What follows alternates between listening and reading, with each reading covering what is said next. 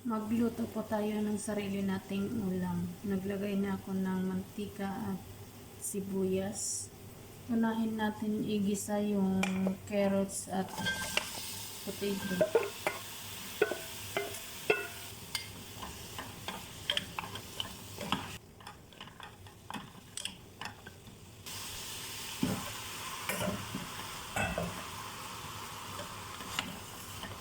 Mabilis lang naman maluto yung giniling, kaya inuna natin yung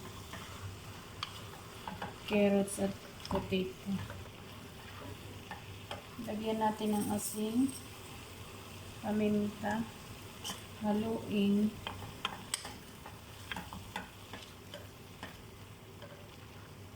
Takpan muna natin.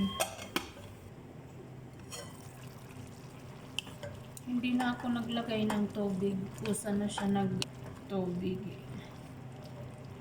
Ilagay na natin yung bell pepper. Kunting tomato paste.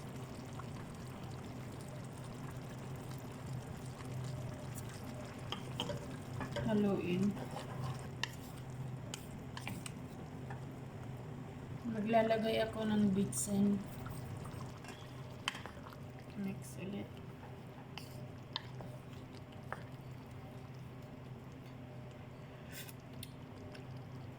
Ayan. Okay na sa akin yung timpla. Takpan natin.